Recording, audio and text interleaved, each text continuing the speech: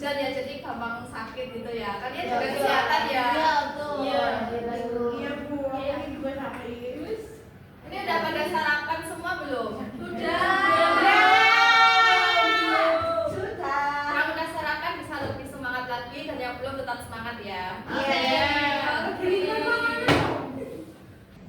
Kalian masih ingat nggak pertemuan sebelumnya kita materinya membahas apa?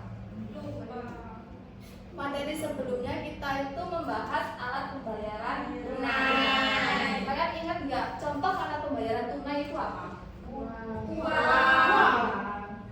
koin, ya uang, koin, ya itu bisa. Hari ini kita akan mempelajari alat pembayaran non tunai. Tujuan pembelajaran pada hari ini itu diharapkan setelah kegiatan pembelajaran ini siswa dapat mengidentifikasi alat pembayaran non tunai mulai dari pengertian, contoh-contoh dan juga cara penggunaannya. Iya Bu. Kalian nggak asing ya kalau mendengar kata alat pembayaran non tunai ini? Apa yang terlintas di pikiran kalian ketika kalian mendengar alat pembayaran non tunai? Banking,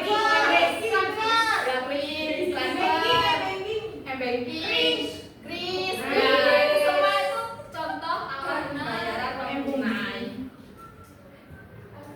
Apa sih pengertian alat pembayaran non tunai itu sendiri?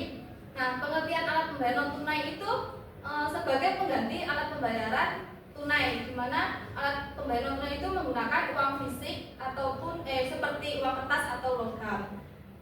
Alat pembayaran non tunai ini dilakukan secara digital, elektronik melalui jaringan perbankan atau teknologi finansial lain. Nah, ini ada contoh pembayaran non tunai, yaitu ada kartu debit dan kartu kredit. Kalian tahu nggak bentuknya kartu debit dan kredit ini? Ya, tahu itu. Tahu. Nah, kartu debit ini tuh sebuah kartu pembayaran secara elektronik yang diterbitkan oleh bank. Ini juga sebagai pengganti alat pembayaran tunai yang mana itu menggunakan uang fisik itu tadi. Kartu kredit ini juga dapat digunakan untuk pembayaran non tunai, di mana bank atau penerbit kartu memberikan pinjaman sementara kepada pemegang kartu untuk membeli barang atau jasa. Kalian tahu nggak perbedaan antara kartu debit dan kartu kredit ini? Ada yang tahu nggak? Kalau kartu debit ini kan sumbernya itu tadi ada tabungan pribadi kalian, terus kalian gunakan sebagai transaksi. Nah, kalau kartu kredit ini itu bank meminjamkan kepada konsumen itu sementara dan nanti akan dibayar di kemudian hari. Dan kalau tagihan itu tidak penuh, kalian membayarnya tidak penuh, itu akan dikenakan bunga juga. Nah, ini ada contoh gambarnya kartu kredit seperti ini.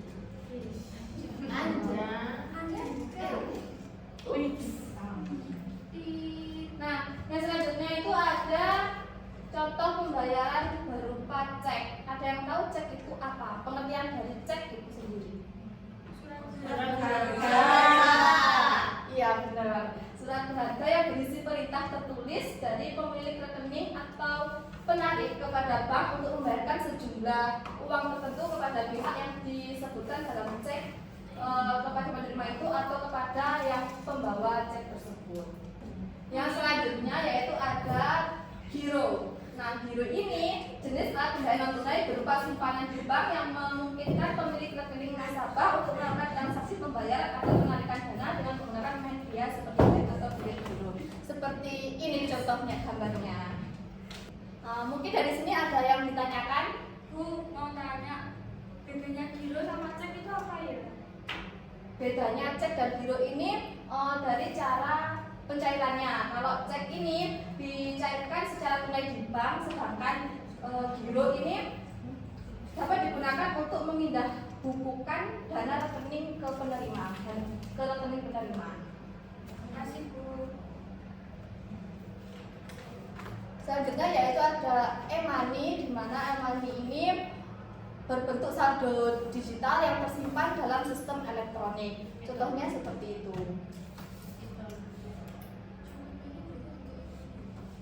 Shopee Pay itu termasuk e-money juga. Soalnya di situ nggak ada. Iya. Ini contoh beberapa ya yang tadi. Nah selanjutnya kalian akan saya tayangkan video, tolong disimak ya. Iya.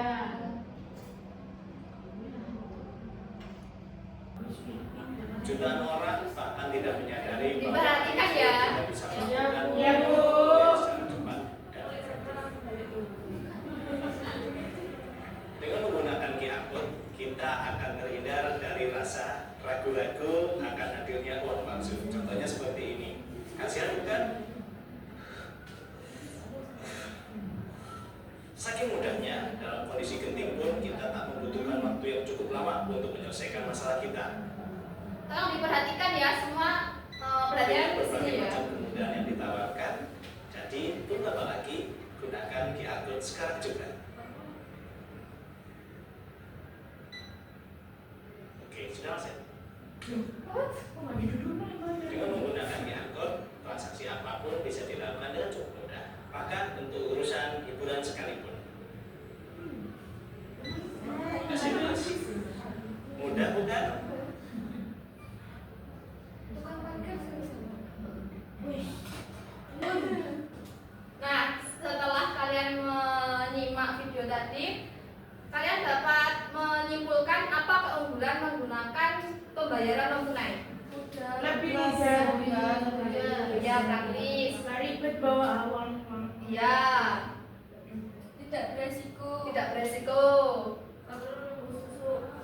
Ya, karena simpel itu tadi ya, nggak bawa uang fisik itu tadi ya.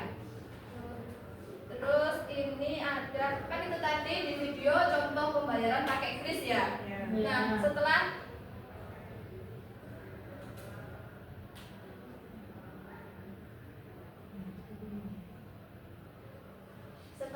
saya jelaskan sama melihat video itu tadi, apa ada yang ditanyakan? Iya. Kalau belum, kita sekarang membagi kelompok menjadi 3 kelompok. Nanti saya bagi ya, saya tentukan kelompoknya. Iya. Itu nanti tugasnya mencari contoh alat pembayaran lainnya. Kan di video tadi udah ada kris. Nah, kalian mencari contoh lain selain kris itu tadi. Setelah itu identifikasi ciri-ciri fisiknya dan contoh penggunaannya dalam kehidupan. Ya. Iya. Nah, saya bagi 1, 2, 3 ini kelompok 1, 1, 2, 3 kelompok 2, 1, 2, 3 ini kelompok 3. Iya. Ya, duduknya melingkar ya, ada hadapan. Saya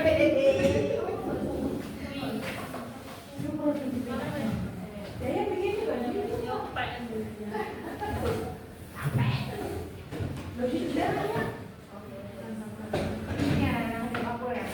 Dikerjakan di lembaran ini ya, saya bagikan ini.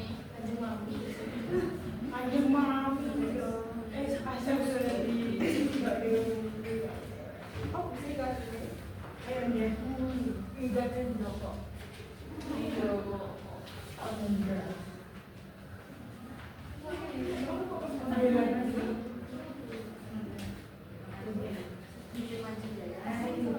Dikerjakan di lembaran yang sudah saya bagi ya, saya beri waktu 10 menit. Oke, kerjakan. Iya, Bu. Baik, Bu.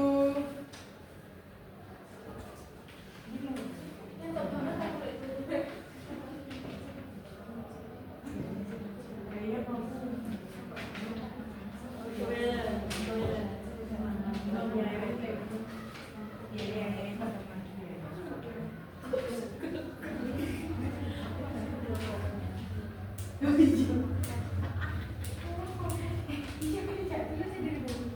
Itu kelompok 3 diskusi apa ya, kok ramai sekali, kok seru. Diskusi. Iya, diskusi apa ini? Diskusi.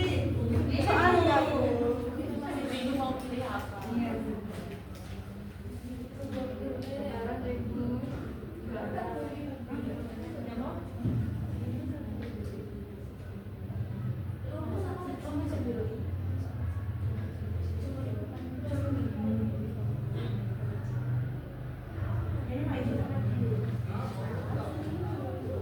Terima kasih, Bu. Ya, ini ada yang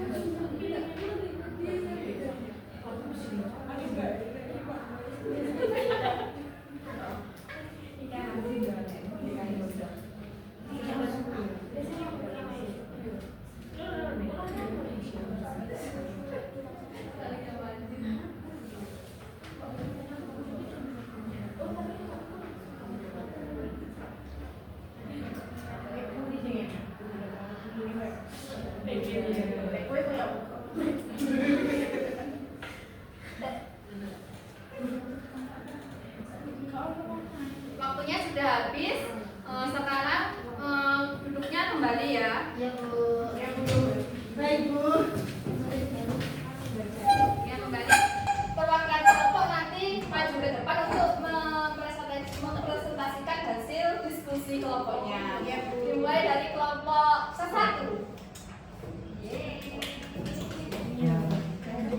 Kelompok 3 nggak usah. Oke.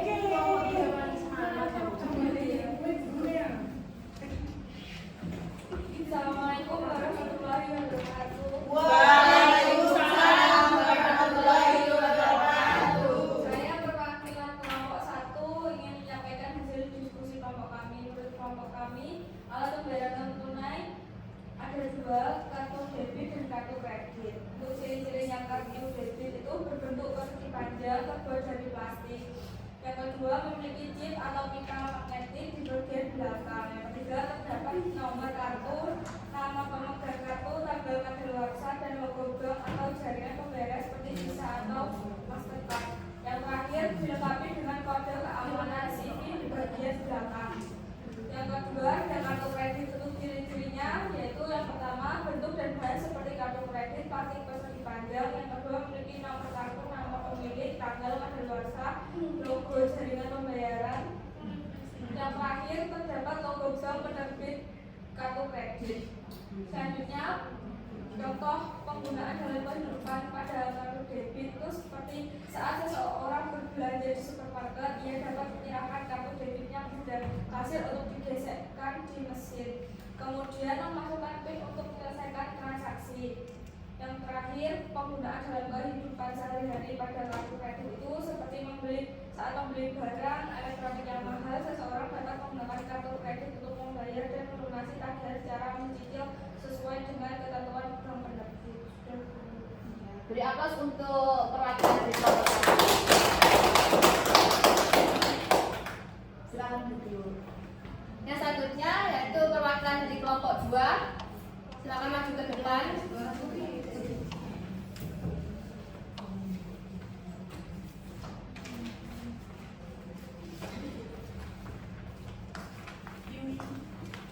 Pure Life. Saya akan membacakan diskusi dari kelompok 2. Alat pembayaran non tunai ada 2. Yang pertama cek sama giro biliet. Untuk ciri-ciri fisiknya, untuk cek bentuk dan bahan seperti kartu kredit plastik persegi panjang. Yang kedua memiliki nomor kartu, nama pemilik, tanggal kadaluarsa, logo jaringan pembayaran. Contohnya Visa dan Mastercard dan CVV. Yang terakhir terdapat logo bank penerbit kartu kredit. Untuk giro biliet, ciri-ciri fisiknya berupa formulir atau lembar kertas khusus yang disediakan oleh bank. Yang kedua, berisi data lengkap seperti nama pemilik rekening, nama penerima dana, jumlah uang, dan nomor rekening penerima dan tanda pemilik. Yang terakhir, lengkapi dengan tanggal efektif pencairan. Untuk contoh penggunaan sehari-hari, untuk ceknya, seorang pengusaha yang baru saja membeli sebuah mobil untuk perusahaan dengan harga 300 juta karena jumlahnya besar. Ia memutuskan untuk membayar menggunakan cek dengan menulis nama dealer mobil, jumlah uang, dan menandatangani cek tersebut. Ia menyerahkannya kepada bagian keuangan dealer. Setelah cek dan diproses oleh bank, transaksi dianggap selesai dan mobil baru dikirim ke kantornya. Untuk contoh penggunaan dalam kehidupan sehari-hari, giro biliet yaitu perusahaan konstruksi yang baru saja menyelesaikan proyek satu kliennya sebagai pembayar. Klien memberikan bilet giro senilai 1 juta dengan tanggal pencairan 1 minggu kemudian. Setelah tanggal tersebut, perusahaan mencairkan giro ke rekening perusahaannya melalui bank dan dana masuk dengan aman. Terima kasih jawabannya. Beri aplaus untuk penampilan kedua. Selanjutnya, perwakilan dari kelompok 3, silakan maju ke depan.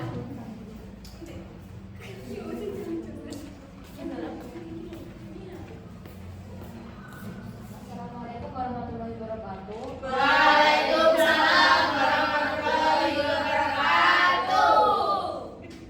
Di sini saya sebagai perwakilan dari kelompok 3 ingin mempresentasikan hasil diskusi kelompok kami. Alat pembayaran non tunai e-money. Ciri-ciri fisiknya terbuat dari plastik, mirip dengan kartu ATM atau debit. Terdapat chip untuk menyimpan data saldo. Beberapa kartu memiliki desain khusus sesuai dengan penyedia layanan. Sisanya kartu tanpa transportasi. Selalu contoh penggunaan dalam kehidupan.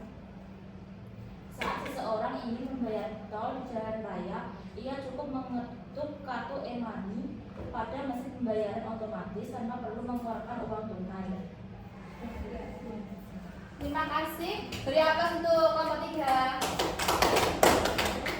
Setelah mendengarkan presentasi dari anggota kelompok itu tadi, kita tahu ya kapan harus menggunakan alat pembayaran tunai. Kayak menggunakan debit ini kapan kita dapat menggunakannya, kris kapan. Misalnya kita beli gorengan itu pakai cek kan nggak mungkin ya. Nah itu setelah mempelajari materi ini kalian dapat memposisikan kapan harus menggunakannya.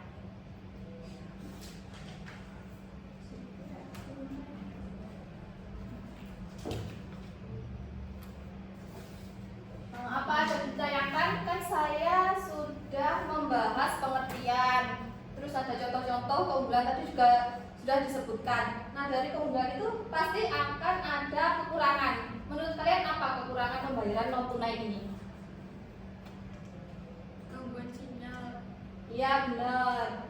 Kalau kita menggunakan pembayaran non tunai ini, kalian tidak punya internet atau internet kalian buruk, pasti akan mengganggu transaksi kalian, bahkan tidak bisa melakukan transaksi. Kekurangan selanjutnya yaitu ada dapat peretasan data kalian. Namun dari sisi lain kayak pihak bank atau pihak fintech lainnya, finansial lainnya itu mereka berusaha untuk membuat keamanan lebih kuat sehingga peretasan itu meminimalisir dari peretasan itu tadi. Nah, setelah saya menjelaskan materi alat pembayaran tunai ini, juga kalian sudah mempresentasikan hasil diskusinya. Dari perwakilan dari kalian ada yang bisa menyimpulkan tentang kegiatan pembelajaran hari ini? Angkat tangan ya. Ayo Mbak Wanda. Alat pembayaran tunai merupakan sarana transaksi yang memudahkan masyarakat dalam melakukan pembayaran tanpa menggunakan uang fisik. Jenis-jenisnya meliputi kartu debit, kartu kredit, cek giro, dan uang elektronik, yang masing-masing memiliki fungsi dan karakteristik khusus. Penggunaannya menawarkan berbagai manfaat seperti kemudahan, kecepatan, keamanan, dan pencatatan otomatis dalam setiap transaksi. Meskipun demikian, pengguna perlu waspada terhadap potensi risiko seperti pencurian data dan penyalahgunaan. Dengan pemahaman yang baik dan penggunaan yang bijak, alat pembayaran tunai menjadi solusi praktis yang mendukung transaksi keuangan di era digital. Terima kasih. Beri aplaus untuk Mbak Wanda. Pembelajaran kita hari ini sudah selesai ya. Sebelum pembelajaran hari ini selesai, saya ada latihan soal untuk mengukur pemahaman kalian tentang materi yang telah disampaikan. 5 soal saja, pilihan ganda. Per soal nanti saya beri waktu 2 menit ya. Nanti langsung dikerjakan di lembaran itu ya. Ditulis A, B, C-nya saja nggak apa-apa.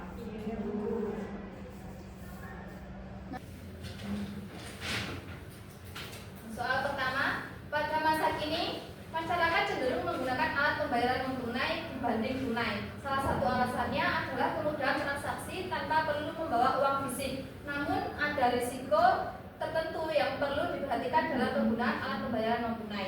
Manakah pernyataan berikut yang menunjukkan risiko penggunaan alat pembayaran non tunai? A. Terjadinya inflasi akibat penggunaan yang berlebihan. B.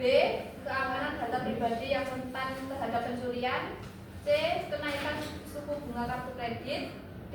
Biaya pengiriman uang yang lebih mahal daripada tunai. E. Kebutuhan akan teknologi canggih di setiap transaksi.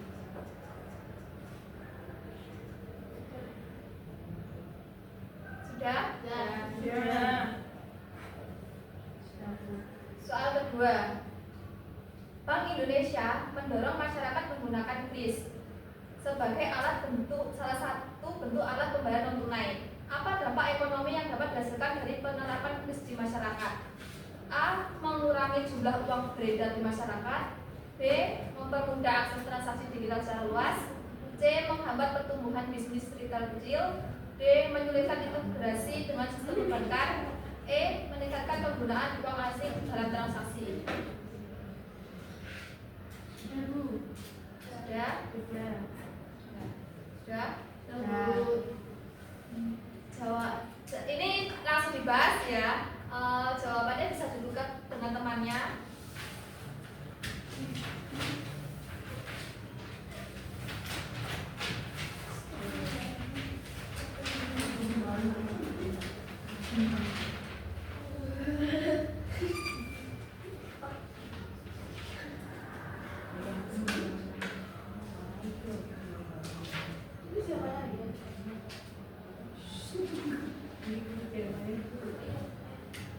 Sudah siap? Sudah.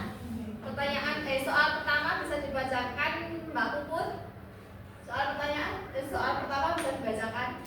Pada masa kini, masyarakat cenderung menggunakan alat pembayaran non tunai dibandingkan tunai. Salah satu alasannya adalah kemudahan transaksi tanpa perlu membawa uang fisik.